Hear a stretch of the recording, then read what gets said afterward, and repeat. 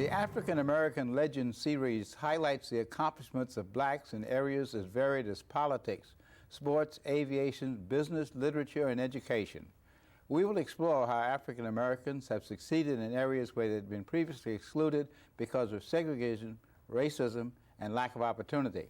I'm your host, Dr. Roscoe C. Brown, Jr., and joining us on today's program is Doug White, who's director of the Center for Coexistence at Baruch College of the City University of New York.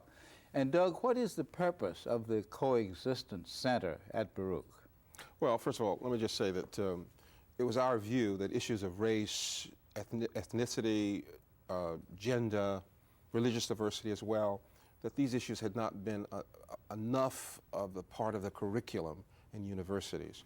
And at the School of Public Affairs, we thought we should face those issues head on and talk about those issues, how that public policy for those issues, how it's developed and how it's put in place. So we believe that, that by doing it in the teaching context, it would be something that students would get a tremendous amount out of. Also sensitizing them to a whole range of issues. That's one part of it. The other part of it is we feel that that the Coexistence Center should hold symposiums, conferences. We should do research with other organizations like, for instance, NAACP or ADL. I've spoken with both of those organizations about doing research that they feel is significant and joining with Baruch College to do that. So we feel that the research, the teaching, the symposiums, the conferences, all put together will go a long way toward sensitizing students toward issues of coexistence. We believe in the long term there's room for what we call coexistence workers. That is to say, working in corporations, working in not-for-profits, working in schools, wherein you have issues, and you have issues in all of those places of ethnicity and race and gender. And we believe that we can produce workers, students, maybe a degree program eventually to do that. Does coexistence then mean that people who have hostile backgrounds and hostile concerns learn to accommodate each other, just live together? Or does coexistence mean that they work toward this e pluribus unum that we talk about in the United States of America? Well, I think what we're talking about is that at the ground level, it would be important for people to get along.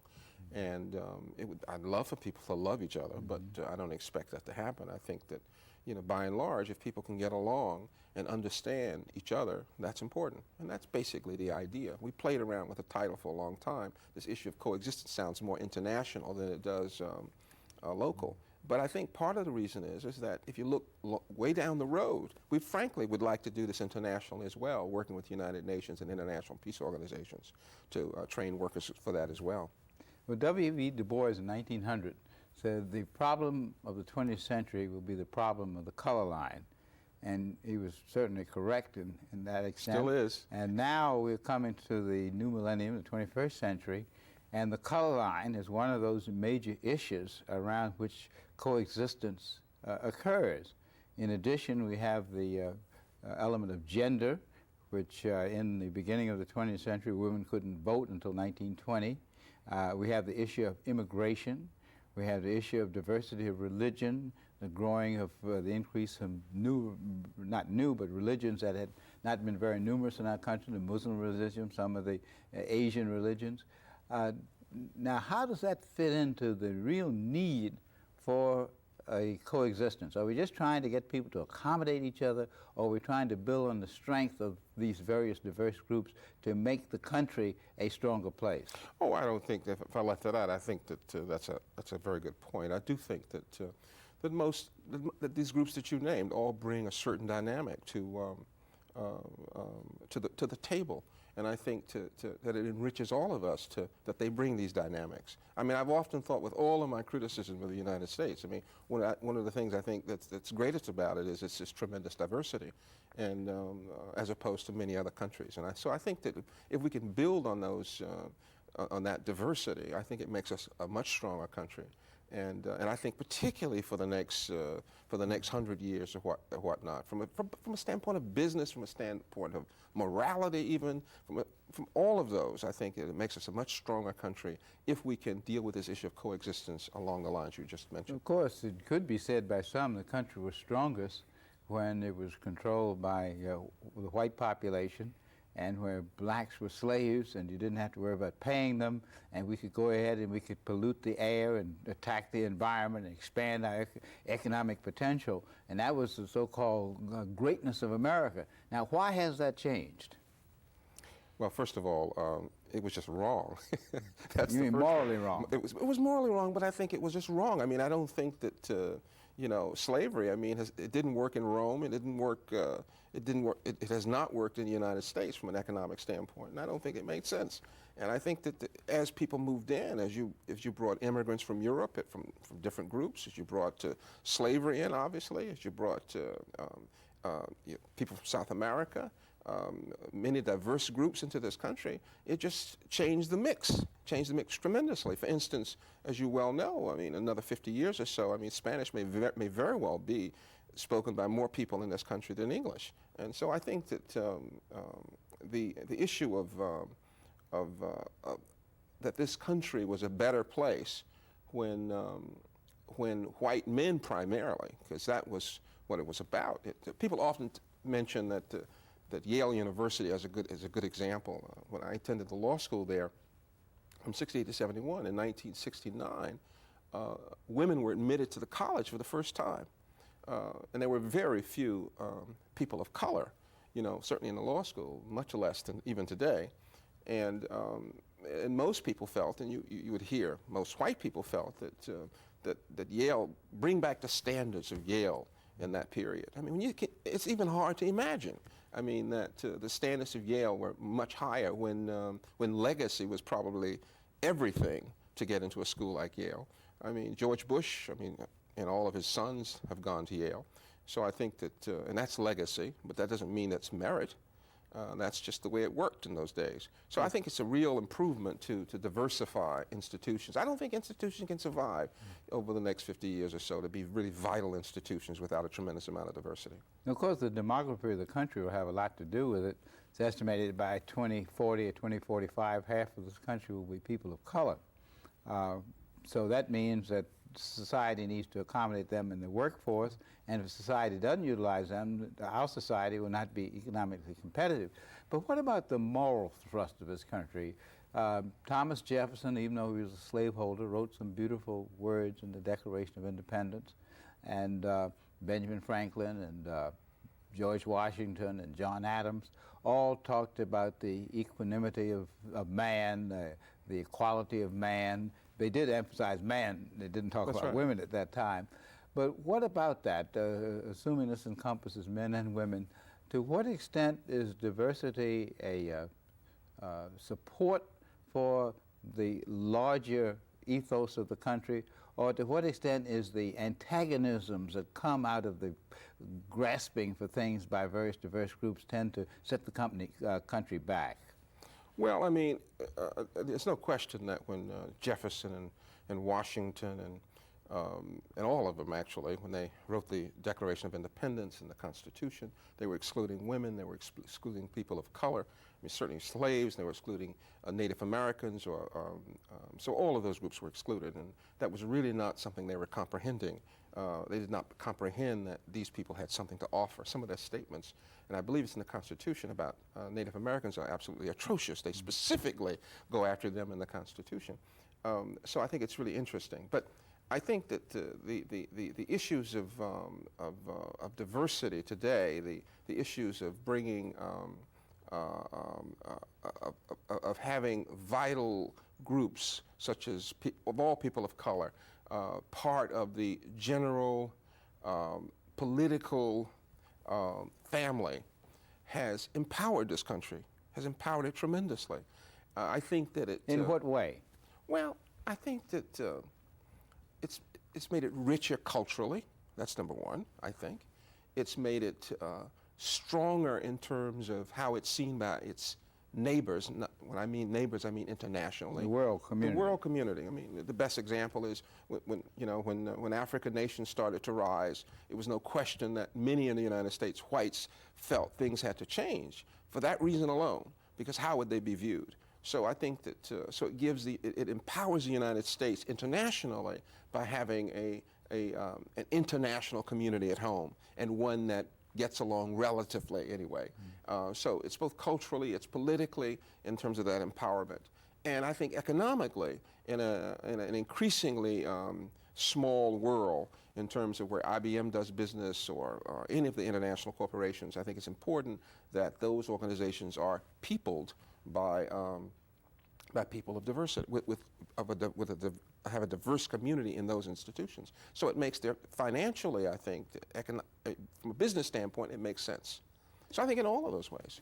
But here we have these major multinational corporations, many of them operating overseas with populations of workers who are predominantly minority. Yet at the very, very top, at the CEO level, at CFO level, Chief Financial Officer level, there are practically no people of color, no minorities, no women.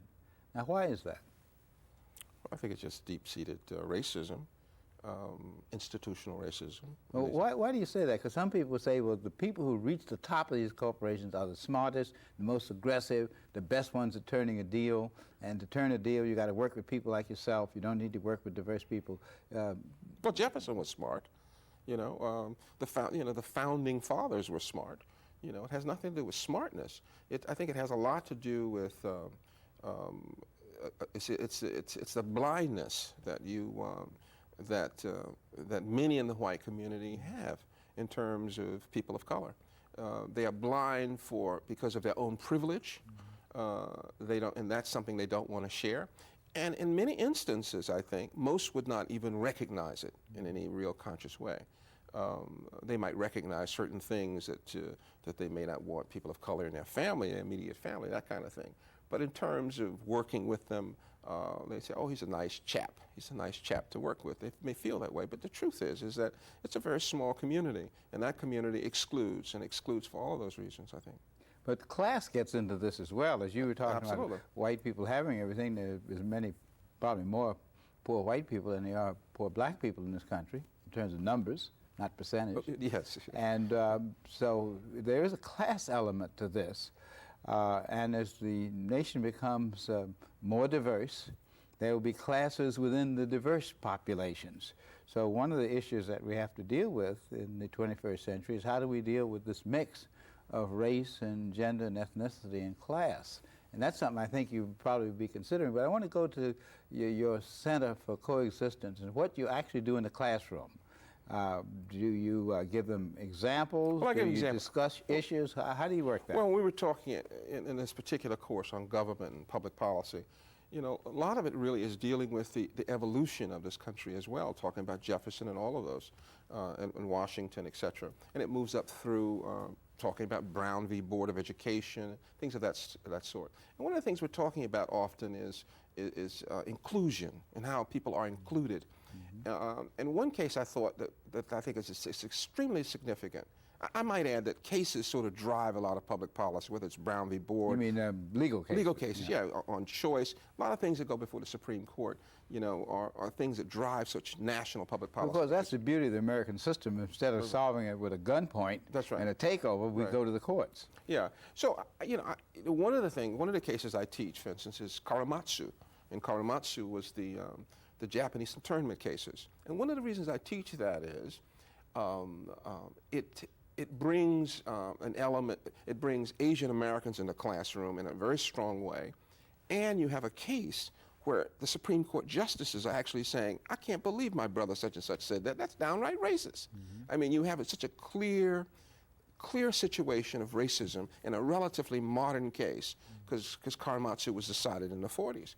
You know, so I teach Korematsu in that course. Or we talk about the issues of what goes into certain kinds of school decisions. Why in Hartford, in a certain case, was it decided in a certain way, and how it evolved, and why were certain monies denied in the minority community as opposed to the white community, how that works.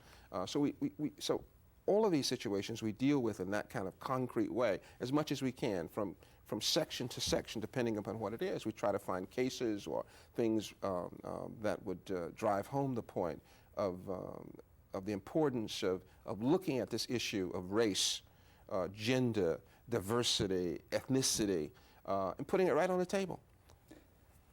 Recently, your center ran a conference, or I believe you called it a conference on reconnections.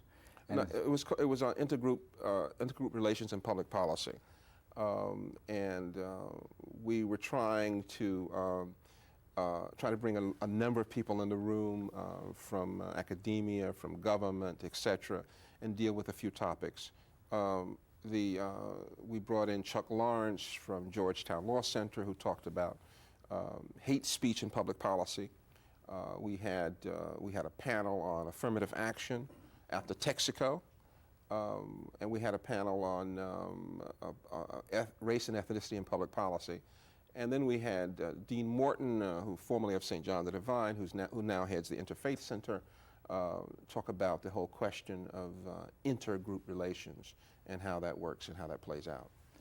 If the country did not have such racial diversity, do you think that the country would be as strong as it is economically? I know it wouldn't be as strong culturally because our diversity in culture means it, but do you think the country would be as strong economically if we didn't have the race question to deal with? Well, I think that you're saying that you think the race question makes it a stronger country economically? Yeah, that really, the question is, so many of these court cases had to do with the rights of African Americans, basically, and a struggle to resolve the words of the Constitution with the prejudices of the people. And some have said that if we didn't emphasize race so much, and if the country was more homogeneous racially, we wouldn't have these problems, and we would be a stronger country. Well, first of all, the first part of that is I think that race is there. It's like it's a reality. It's a reality. It's a little bit like in the O.J. Simpson case, which everyone knows about, it seems. They were talking about constantly about Johnny Cochran playing the race card. The race card was on the table. It was not a question of playing the race card. It was there. It was on the table because Simpson was black. Simpson was black. And he was dealing with a white woman. He was dealing with a white woman. That was one part of it. The other part of it was, we do know the studies of an LA Police Department are atrocious with respect to how they deal with people of color. And that's also an issue. So I'm just saying the race card was on the table. So I don't think it's something that we can avoid in not dealing with. I think that the issue of having a very diverse community makes us strong economically as well, yes. See, that gets into the immigration question, because at one time this country did try to restrict the number of people from colored nations from coming into the country, and also restrict the number of people from various also from Asia, and also the Karen McWalters Act, I think it was called. Now the reason for that was we wanted to save American jobs, and some of the people said we wanted to keep this country as pure as we could. All of a sudden that changed. That changed because of the presence of communism, and we wanted to then bring the anti-communist forces here, and in the case of Cuba, we bring the people who were against Cuba, which is basically a black country, and yet the people we bring are basically the lighter-skinned Cubans. How does this fit into the political and economic thrust of our country? Are we doing these things merely because of economic reasons, or are we doing them because of our need to react to the broader world in terms of its diversity of the broader world? Well, I think originally the opening of the country to certain kinds of immigration was for both economic and political reasons. I'm not obviously excluding the whole question of slavery, because that was not immigration. So I think that initially it was for reasons of economics and for reasons of political power, and extending one's power throughout the world. And today I think that the issue of we still bring a fair amount of immigrants into this country, and I think that will probably continue. I might also add, it does play somewhat with the whole, against, or with, I should say, the whole idea of the image of America and bringing people, that plays into it as well. So that's a third piece, that it's important to bring people from around the world to be included in this mix.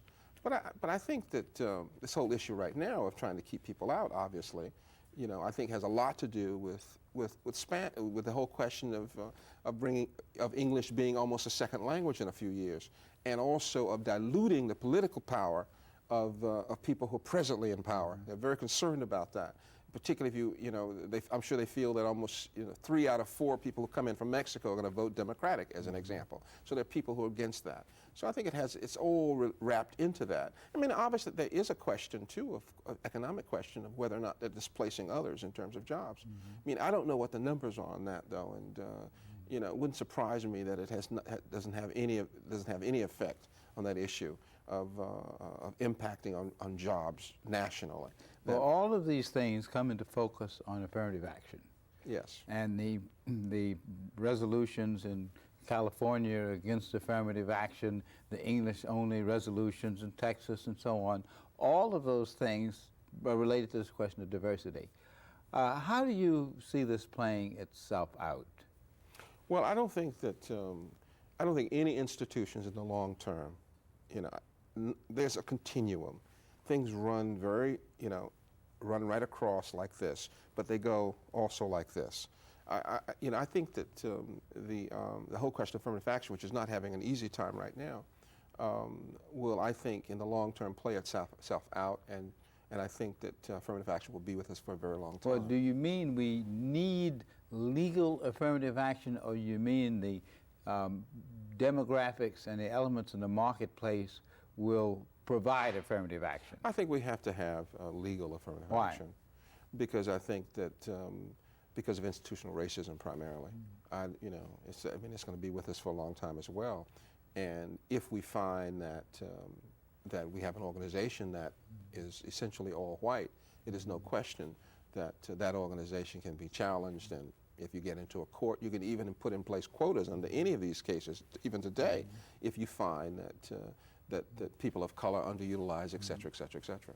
But see, this gets into the whole question of government interference with commerce. For example, with tobacco, they want to stop tobacco companies from marketing to children. They want to control them.